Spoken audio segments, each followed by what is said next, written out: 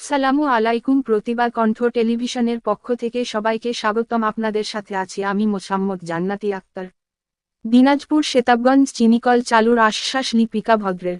দিনাজপুরের সেতাবগঞ্জ চিনিকল পরিদর্শন করেছেন বাংলাদেশ চিনি ও খাদ্য কর্পোরেশনের চেয়ারম্যান ড লিপিকা ভদ্র। গত রোববার ৬ অক্টোবর সকালে তিনি বন্ধ হয়ে যাওয়া সেতাবগঞ্জ চিনিকল কারখানা পরিদর্শন করেন। এর আগে চিনিকলের অতিথি ভবনে শ্রমিক কর্মচারী, আখচাষী ও সর্বস্তরের ছাত্রজনতার সঙ্গে মতবিনিময় করেন তিনি। এ সময় এলাকাবাসী সেতাবগঞ্জ চিনিকল পুনরায় চালুসহ চলমান আন্দোলন এবং চিনিকলের বিভিন্ন সম্ভাবনাময় দিকগুলো তুলে ধরেন। সবার বক্তব্য শুনে চিনিকলটি পুনরায় চালুর ব্যাপারে সর্বাত্মক চেষ্টার আশ্বস্ত করেন চিনি ও খাদ্য শিল্প কর্পোরেশনের চেয়ারম্যান ড লিপিকা ভদ্র। এ সময় উপজেলা নির্বাহী কর্মকর্তা, ভারপ্রাপ্ত সাইফুল হুদা, সেতাবগঞ্জ চিনিকলের ব্যবস্থাপনা পরিচালক আবুল বাশার, জেলা বিএনপির সদস্য সাদিক রিয়াজ চৌধুরী পিনাক, উপজেলা বিএনপির সাধারণ সম্পাদক শফিকুল আলম সহ এলাকার সুধীজন ও গণমাধ্যম কর্মীরা উপস্থিত ছিলেন।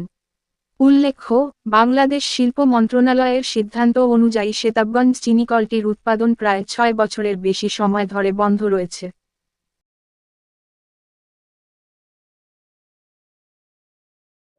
আখচাষীদের পক্ষ থেকে যেটা বলা হয়েছে যে আখের কারণে কোনোদিন এই মিল ক্ষতিগ্রস্ত হয় নাই, তা কি আপনার পরিদর্শনের পরে কোনো আশার কোনো ভালো খবর একটু বলেন তিনি? সেটাই বললাম যে সর্বোচ্চ চেষ্টা করবো যেটা চালু করার জন্য। দিনাজপুরবাসীর একটা আবেগ, ভালোবাসা, পরিচিতি, সেটা হলো এই সেতাবগঞ্জ সুগার মিল। এই সেতাবগঞ্জ সুগার মিলটা কেন বন্ধ হয়েছিল, কি কারণে বন্ধ হয়েছিল, কারা করেছিল, এটা আমরা সকলেই কিন্তু জানি।